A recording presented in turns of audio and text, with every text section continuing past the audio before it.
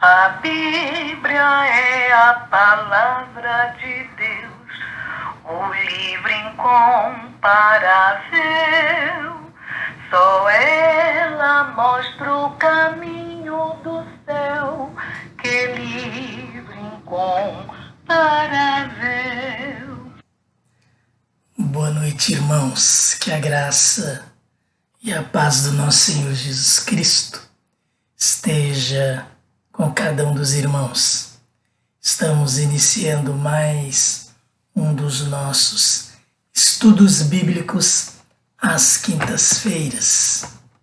Nós vamos orar inicialmente e assim dar prosseguimento ao nosso estudo. Agradecemos mais uma vez, Senhor Deus, porque o Senhor nos permitiu estarmos juntos neste momento para estudar a Tua Palavra. Fala, Senhor, aos nossos corações. É a nossa oração em nome de Jesus. Amém. Na semana passada, nós fizemos a segunda parte do estudo no capítulo 4, que é o último capítulo do livro de Ruth. Hoje nós vamos encerrar este estudo, portanto.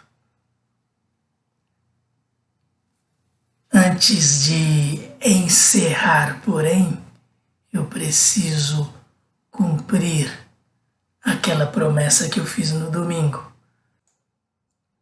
Que promessa é essa? Quero trazer para os irmãos uma recordação da época em que estávamos adorando ao nosso Deus juntos, culto presencial. As irmãs estarão cantando para nós e trazendo uma mensagem de Deus. Vamos fazer desta uma parte das nossas festividades de aniversário. Vamos lá então? E te comoves, perdendo a calma, não tenhas medo, em Deus espera, porque bem cedo Jesus virá. Terás em breve as dores finas no dia alegre da sua vinda. Se Cristo tarda, espera ainda mais um pouquinho e o verás,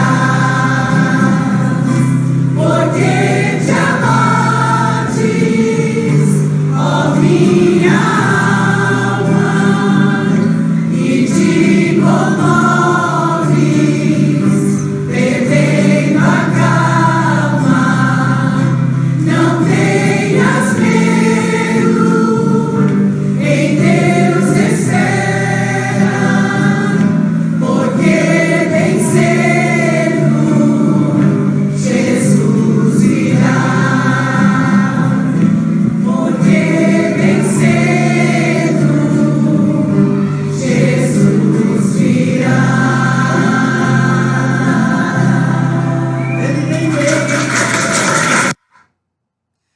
Que bom matar saudade.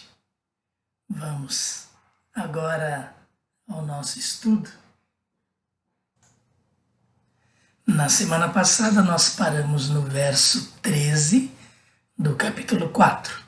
Vamos ler este verso novamente, comentá-lo e prosseguir com o nosso estudo. Boaz casou-se com Ruth e ela se tornou sua mulher. Boaz a possuiu e o Senhor concedeu que ela engravidasse e desse à luz um filho. A conclusão da história forma um equilíbrio com a introdução, versos 1 a 5 do capítulo 1.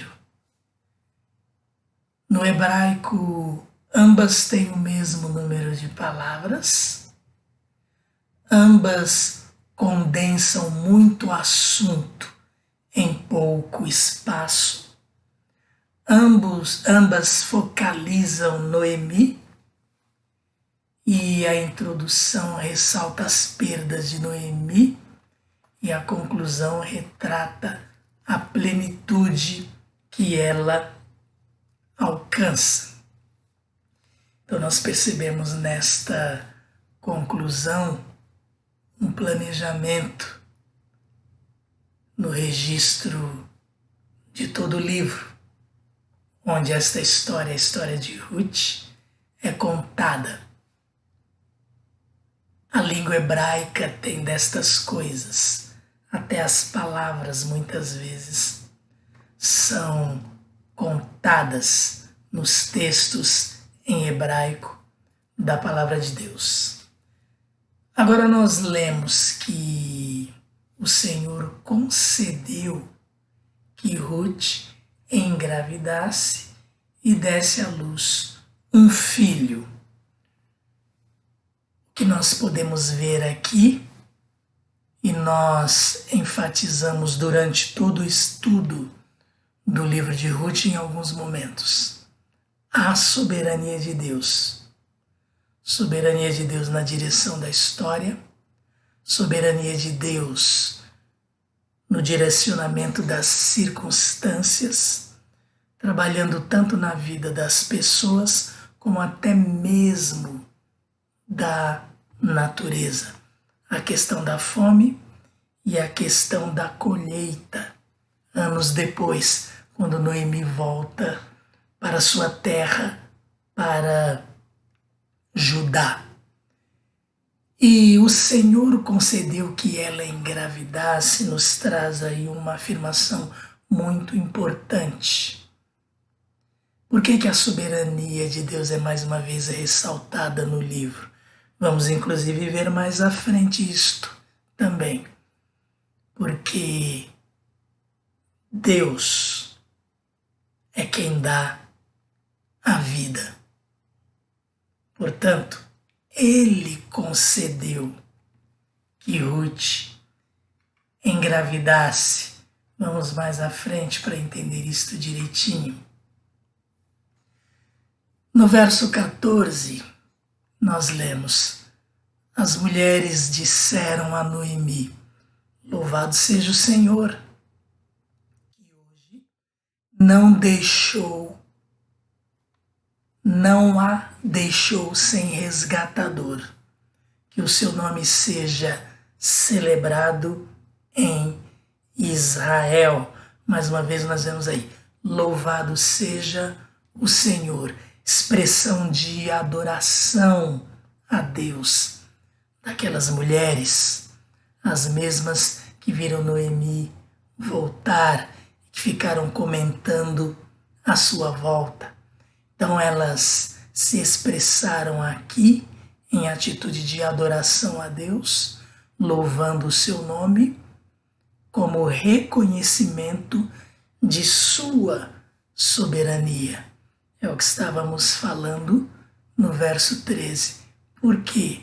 Qual o motivo disso? A intervenção de Deus. Por mais que Ruth e Noemi, bem como Boaz, tivessem feito a sua parte na questão da continuação do nome da família de Noemi, ou de seu marido Elimeleque, por mais que tivessem feito a sua parte, eles dependiam do Senhor para que o herdeiro nascesse. Só Deus gera vida.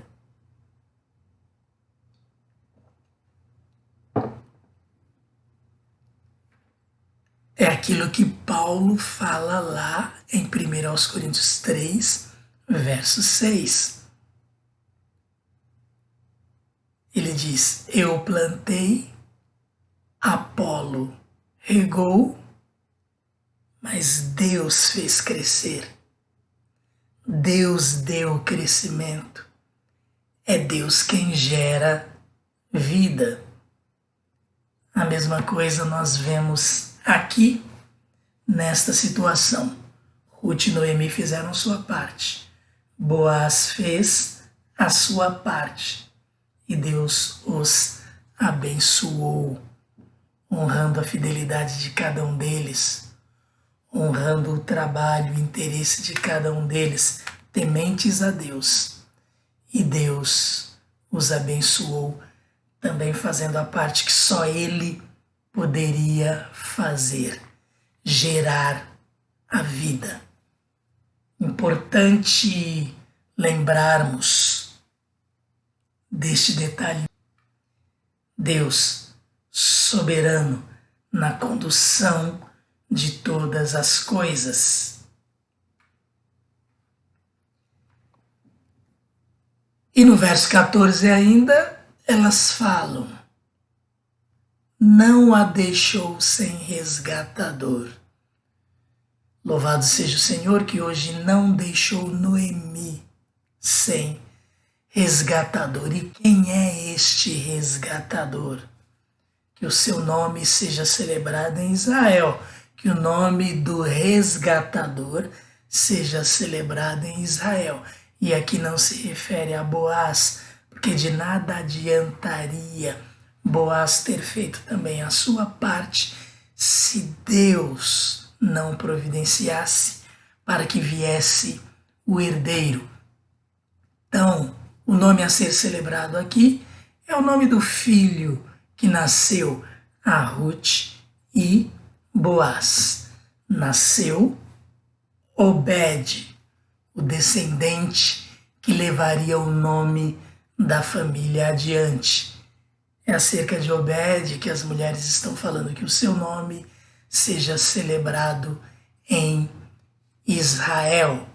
Se Ruth não tivesse filhos com Boaz, assim como não teve com Malom, seu marido, do qual ela ficou viúva, então tudo que teria conseguido seria apenas o seu sustento e de sua sogra, Noemi.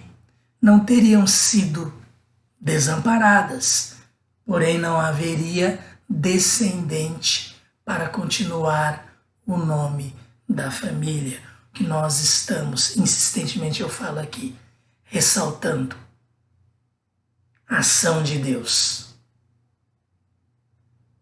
E é bem bíblica esta questão para que nós realmente aprendamos. Se o Senhor não guardar a casa, o Salmo lá diz, se o Senhor não edificar a casa, em vão trabalham os que a edificam. Se o Senhor não guardar a cidade, em vão vigia a sentinela. Ou seja, a parte de Deus é importante para concretizar, para, na sua ação, inclusive aprovar aquilo que nós fazemos. Os propósitos de Deus não podem ser frustrados. E último comentário aí deste verso 14. Que o seu nome seja celebrado, nós já comentamos. Que o menino seja famoso. Que o menino seja bem sucedido. Este é o significado de celebrado aqui. O seu nome, também já salientamos, o nome de Obed, neto de Noemi, como efeito da lei do levirato. Vamos nos lembrar que Obed é filho de Ruth, com Boaz, não com Malom, filho de Noemi. Porém, a lei do levirato permite que ele seja neto de Noemi e que o nome do seu filho tenha continuidade. Por isso, então, neto de Noemi. Obed, lembrem-se daquele estudo dirigido pelo Deck no livro de Obadias, quando ele fala lá da etimologia do nome e cita Obed, que significa servo, e na sua forma mais extensa, servo do Senhor. Verso 15. O menino lhe dará nova vida e a sustentará na velhice. Olha como este livro é formado por bênçãos. Quem abençoa?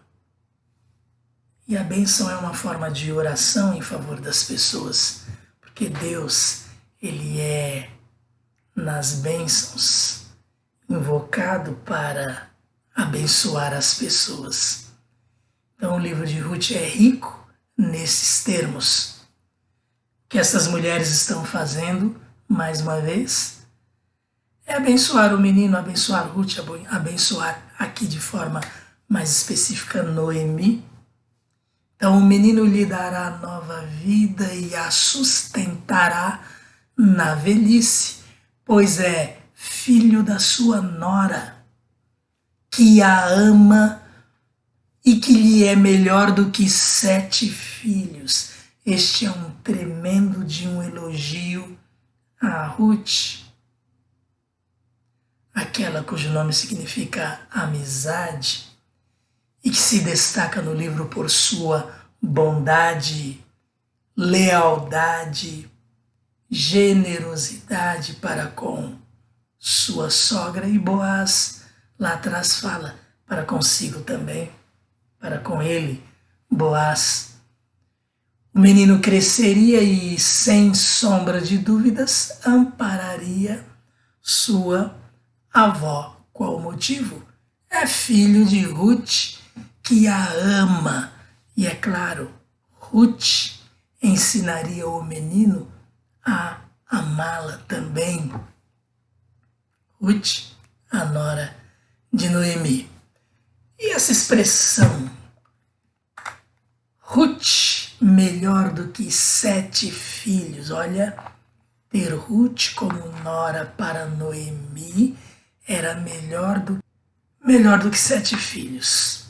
Ter 7 filhos era indicativo da bênção de Deus sobre a família. 7, para o povo hebreu, tinha o significado de número completo, número perfeito.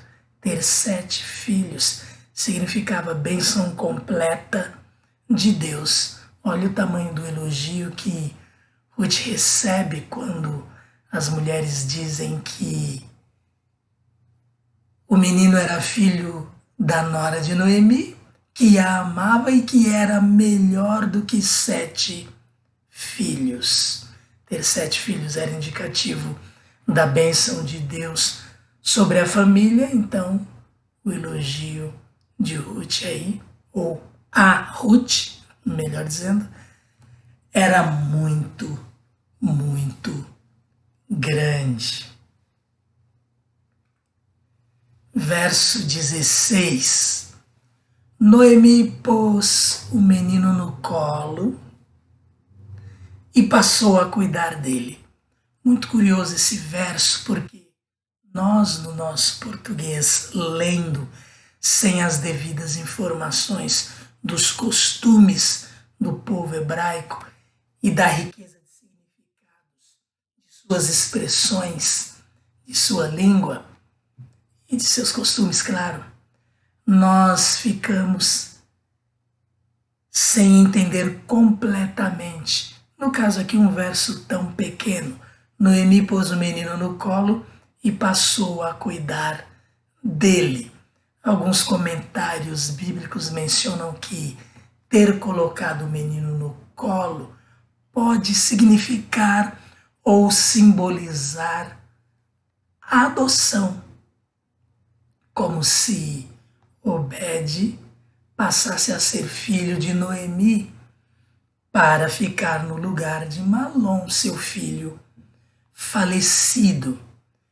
Apenas um texto para exemplificar isso, teríamos mais, mas para não tornar esse estudo muito longo, vamos ver Gênesis 30, verso 3, um exemplo de Raquel, quando entrega Bila, sua serva, a Jacó, para que Bila tivesse filhos com Jacó, em nome dela, em nome de Raquel, e assim ela fosse mãe.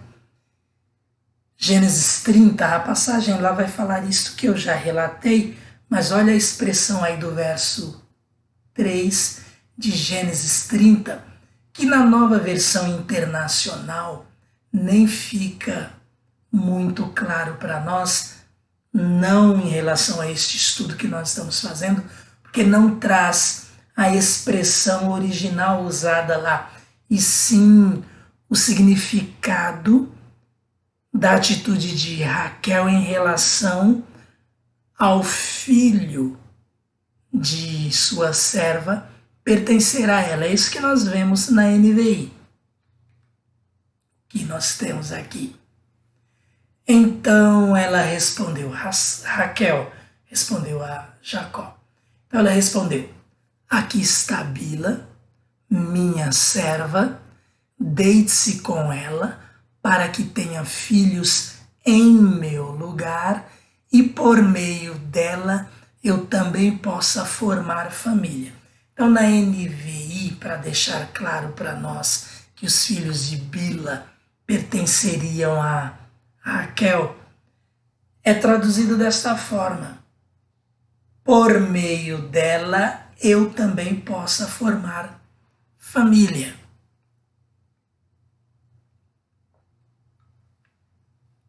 Agora vamos ver a versão mais antiga, que traz o termo usado lá no hebraico para entendermos o nosso estudo aqui em relação ao verso que estamos comentando de Noemi ter menino no colo. Da Sociedade Bíblica do Brasil, a tradução de João Ferreira de Almeida, revista e atualizada. Então o verso 3 de Gênesis 30 fica assim: respondeu ela, respondeu Raquel a Jacó: eis aqui Bila, minha serva, coabita com ela, para que dê à luz e eu traga filhos ao meu colo. Olha a expressão aí, destaquei em amarelo para exemplificar o nosso estudo. E eu traga filhos ao meu colo por meio dela. Eu traga filhos ao meu colo significa o quê? Que os filhos pertenceriam a Raquel. É como se fossem filhos de Raquel. Um costume, portanto, e uma expressão dentro deste costume que indicava que trazer filhos ao colo era a mesma coisa que dizer que tinha seus próprios filhos. Então, que nós vemos, vamos voltar aqui ao verso 16. Noemi pôs o menino no colo e passou a cuidar dele. Por isso, há estudiosos que defendem a ideia que Obed se tornou filho de Noemi. Na questão da lei do levirato, este era o efeito. Sendo neto dela, já era filho por ser filho do filho. Mas há aqueles que, em virtude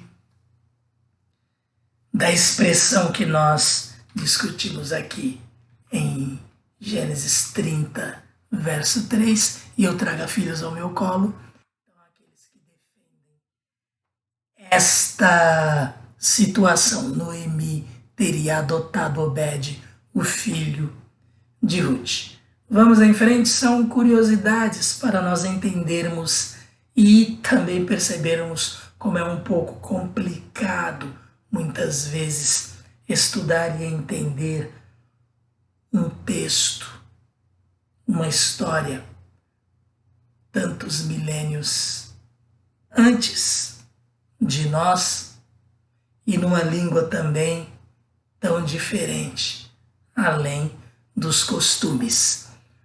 Mas hermenêutica é isso.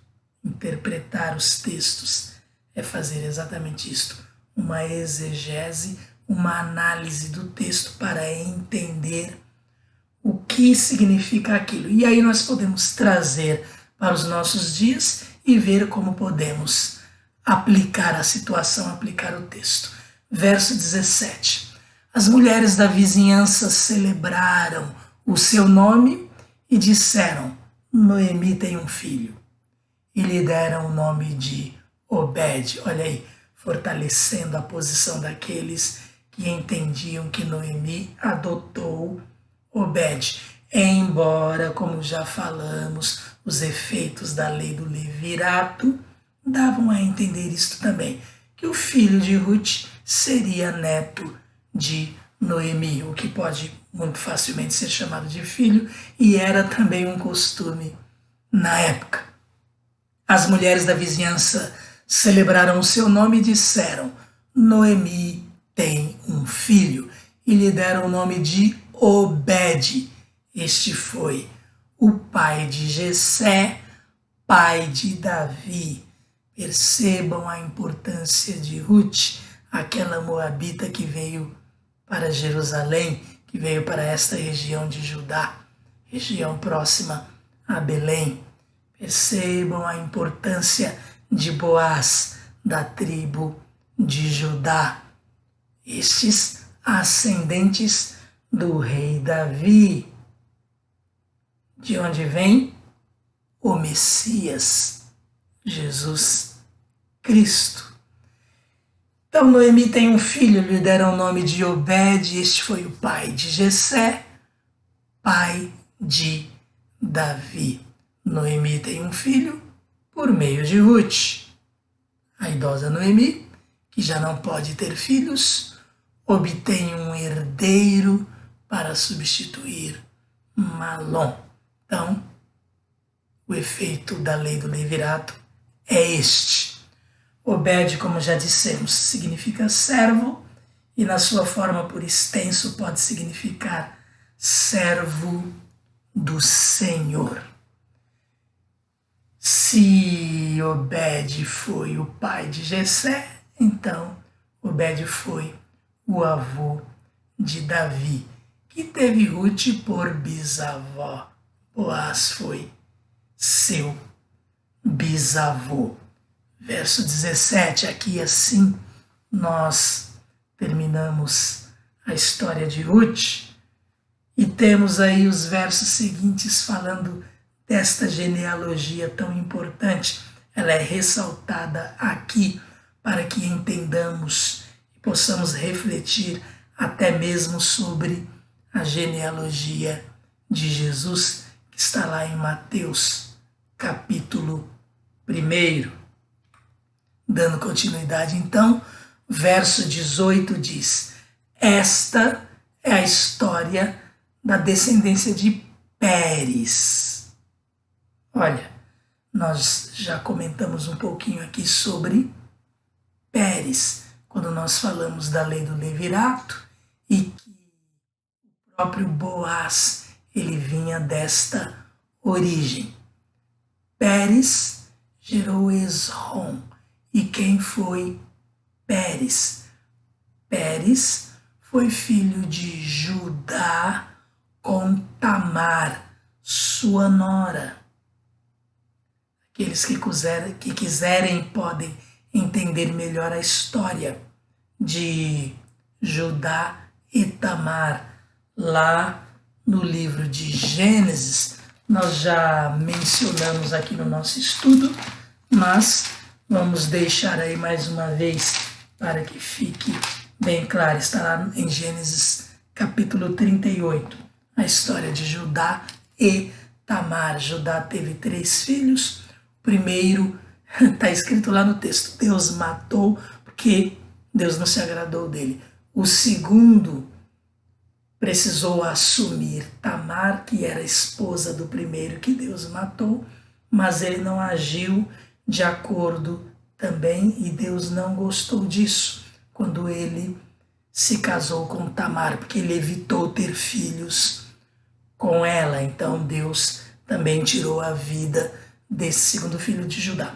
O terceiro era muito novo, então ele falou para Tamar voltar para a casa de seu pai, e quando seu filho mais novo crescesse, olha, bem parecido aí com a história de Ruth, só que Noemi não tinha condições de gerar mais filhos, enquanto que Judá tinha um filho bem mais novo, e ele falou para Tamar, volte para a casa de seu pai, quando ele crescer eu o dou a você para continuar o nome de seus irmãos. Ora, Judá não fez isto, e Tamar providenciou para que ela tivesse este filho, e ela fez isto com o próprio Judá. Já contei a história, mas vejam lá os detalhes de como isso aconteceu.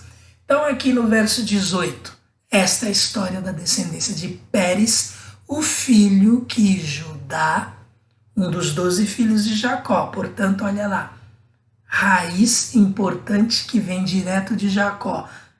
Quando fala lá Judá, a raiz de Davi, estamos falando aí da genealogia de Jesus. Então Judá com Tamar tiveram Pérez, que tinha um irmão gêmeo.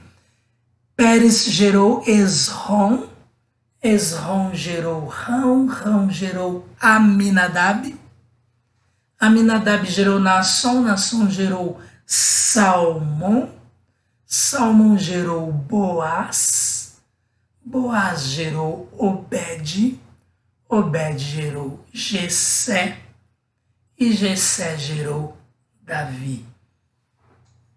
Estudar genealogia, embora algumas pessoas achem muito chato, na verdade é muito interessante. Aqui nós temos 10 gerações apresentadas nesta genealogia. E as genealogias, quando nós estudamos lá os textos bíblicos relacionados a elas, nós vamos perceber que há propósito para a apresentação destas genealogias. Por exemplo, há genealogias que obedecem ao propósito religioso, quando eles queriam mostrar se um descendente podia ou não ser sacerdote, porque tinha que vir, por exemplo, da tribo de Levi, mas não apenas da tribo de Levi, mas da descendência de Arão. Lembrem-se que Moisés era irmão de Arão, era, portanto, da tribo de Levi, mas o sacerdote não poderia ser descendente de Moisés, teria de ser descendente de Arão. Deus quis que fosse dessa forma. Então há textos na Bíblia que trazem a genealogia lá para mostrar se aquele era ou não sacerdote, se ele poderia ou não ser sacerdote. Dei um exemplo aqui de genealogias mostrando a linhagem dos sacerdotes, ou aqueles que vinham da tribo de Levi e que poderiam, os outros, não os que vinham direto de Arão, podiam trabalhar no templo, o templo de Davi, o templo de Salomão, na verdade, idealizado por Davi, e no tabernáculo e etc., na casa de Deus, de acordo com a lei cerimonial hebraica. Outro tipo de genealogia, a genealogia linear, outro tipo de genealogia, aquela em que cada geração era, na verdade, apresentada de 7 em 7 ou de 14 em 14 gerações. Lá em Mateus, por exemplo, os nomes são apresentados de 14 em 14 gerações. Lá não é exatamente o pai gerando o filho.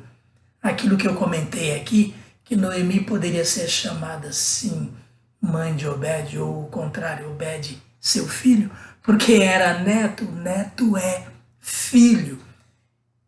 O judeu entendia dessa forma. Então, nas genealogias, às vezes, para o propósito que se queria, pulavam-se gerações. Aqui são apresentadas 10 gerações. Em Mateus, de 14 em 14 gerações. Porque se nós fizéssemos as contas lá daquela genealogia, jamais nós teríamos os anos, o tempo para cobrir aquelas genealogias, de Davi a Jesus, por exemplo.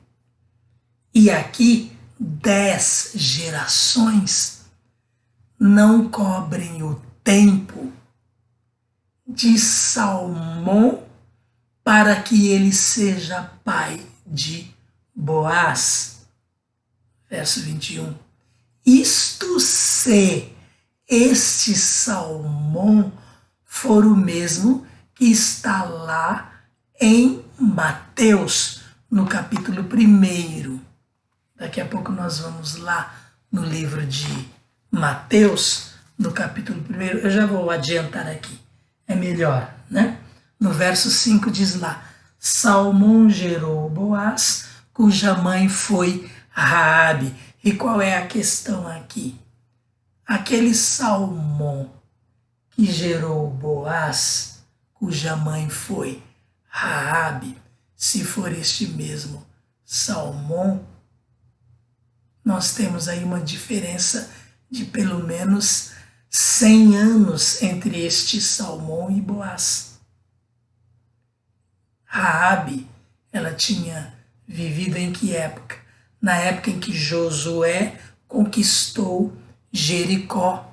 E ela era aquela meretriz que escondeu os espias e que, num acordo lá, fizeram promessas e ela e sua família foram salvas daquela destruição. E Raabe, sabemos aqui pela Bíblia que ela recebeu o Deus de Israel como seu Deus, passou a fazer parte do povo de Israel e casou-se com um israelita, formando família com ele. Aqui em Mateus, capítulo 1, verso 5, nós lemos: Salmão gerou Boaz, cuja mãe foi Raabe. Raabe teve um filho chamado Boaz. Bem, muitos entendem que o Boaz de Ruth é filho de Raabe por causa desta citação de Mateus. Mas nós temos esta questão das genealogias. Em Mateus, qual era o propósito? Mostrar que Jesus vinha da descendência de Davi, leão da tribo de Judá. Então, de 14 em 14 gerações lá, a genealogia de Jesus é apresentada. Estão vendo como é interessante estudar as genealogias? Estão vendo como de repente nós entendemos errado alguma coisa? Então, aqueles estudiosos que entendem que este Boaz é sim filho de Raabe, e há aqueles que, ao fazerem suas contas e entenderem o relato de Mateus daquela forma de 14 em 14 gerações, então, para que ele seja Boaz, Salmão, o pai de Boaz, então tem aí uma diferença de 100 anos.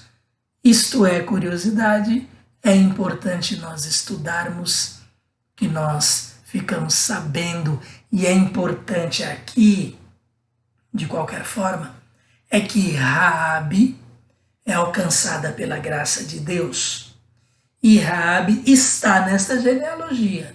Seja este Salmão, pai de Boaz, o mesmo que se casou com Raabe, ou não, porque os nomes, inclusive, eles se repetiam também.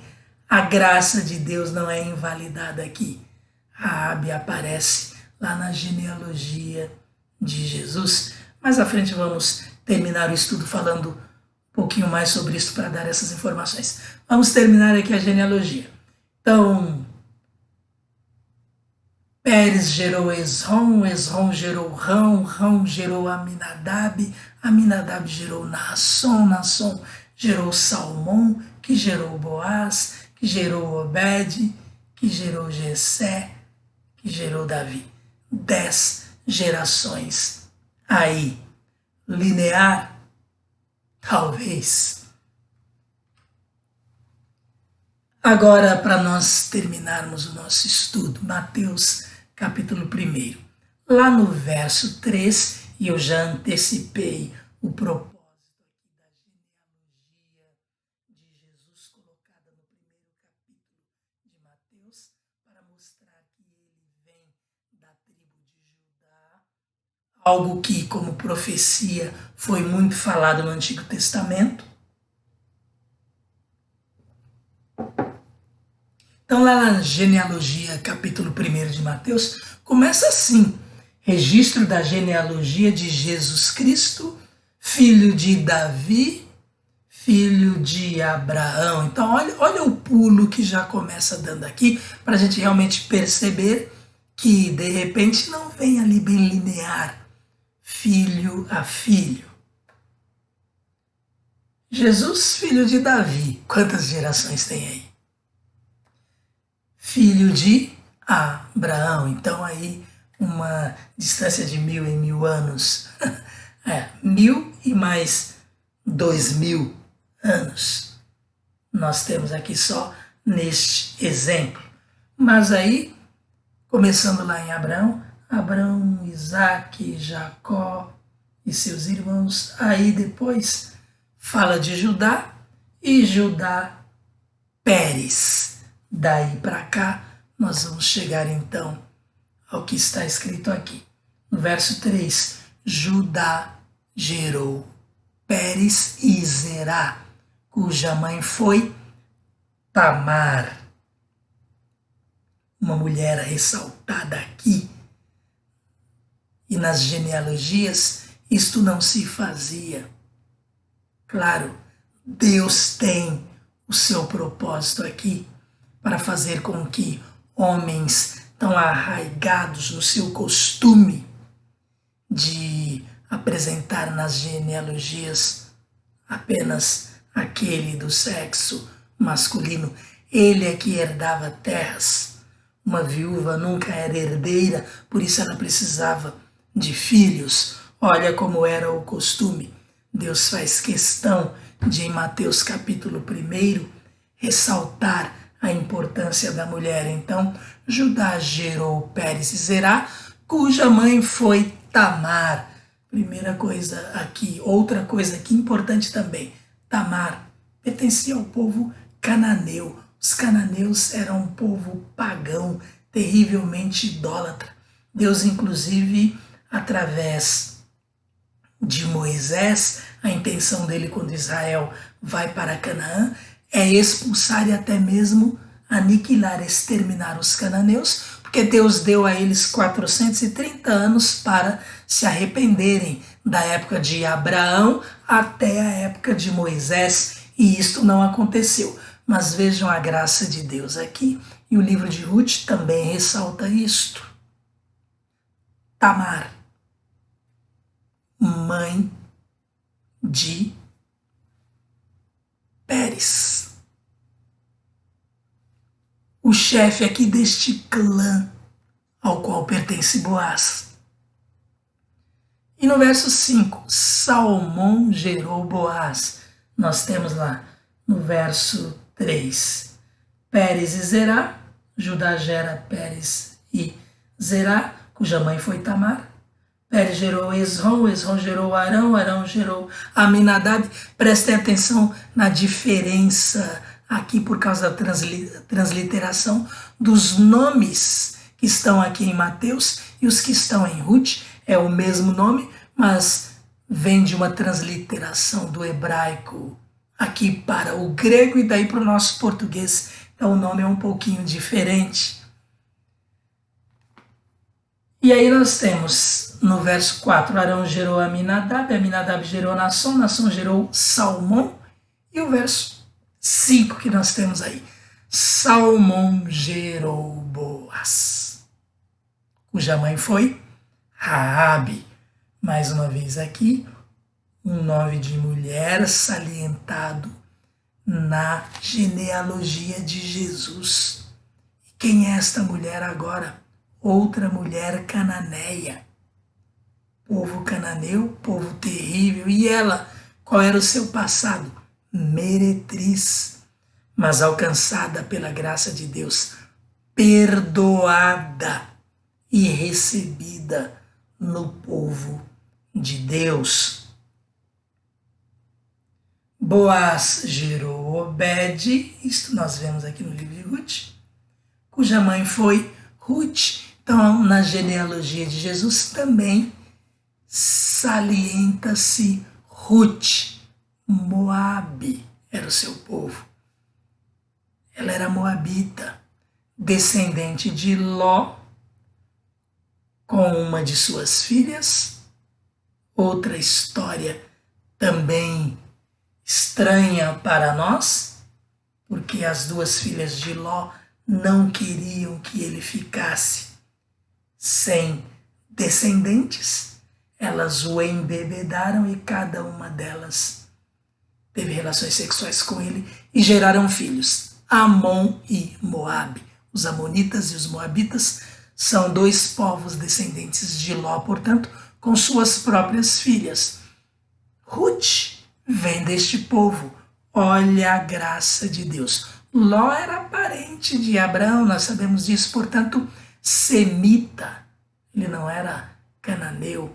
Mas o povo de Moabe, como já falamos nesse estudo, adotou ídolos, adotou o estilo de vida dos pagãos da região em que moravam. Sodoma e Gomorra, que tinha sido destruída, mas todos os outros cananeus, talvez aí até por causa das filhas de Ló, seguindo os exemplos lá dos sodomitas. Que queremos salientar mais uma vez aqui, a graça de Deus, alcançando pecadores. Para Deus, não importa o seu passado, Ele quer resgatar, Ele quer transformar, Ele perdoa e realmente desconsidera o nosso passado. Isso nós aprendemos no livro de Ruth, quando vemos lá falar da descendência de Pérez com Tamar. Quando de forma lá implícita está Raabe. E quando se fala muito no livro que leva o próprio nome de Ruth, a moabita,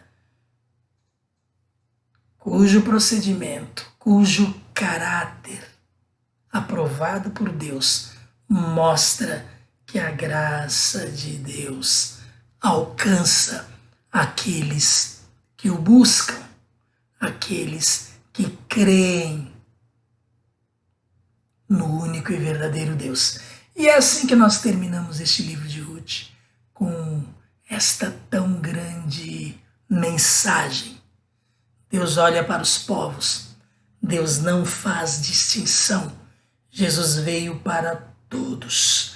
Aquele que crê é salvo. Podemos terminar, inclusive, o livro desta forma. Aquele que crê é salvo. Terminamos mais esta jornada, terminamos o livro de Ruth.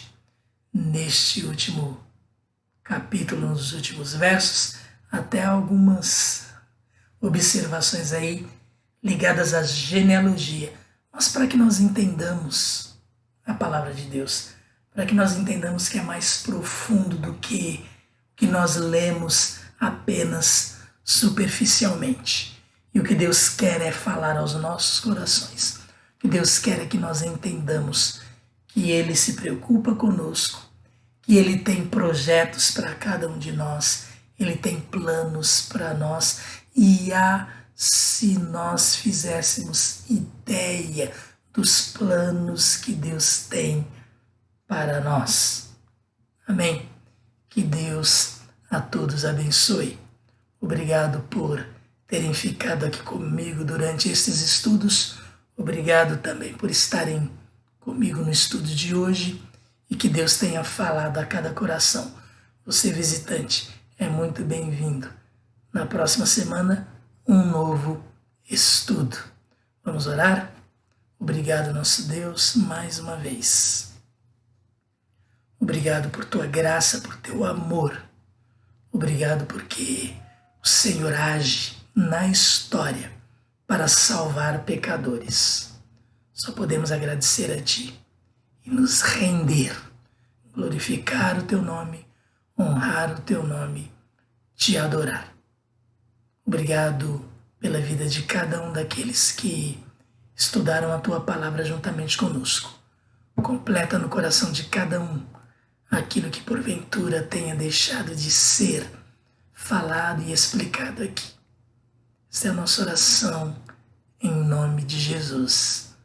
Amém. Até o próximo estudo, irmãos e amigos. Perdido fui a palavra de Deus, o livro incomparável. Achei Jesus na palavra de Deus, que livro incomparável. Eu leio a Bíblia, a palavra de Deus, o livro incomparável. Eu amo a Bíblia, a palavra de Deus, que livro incomparável.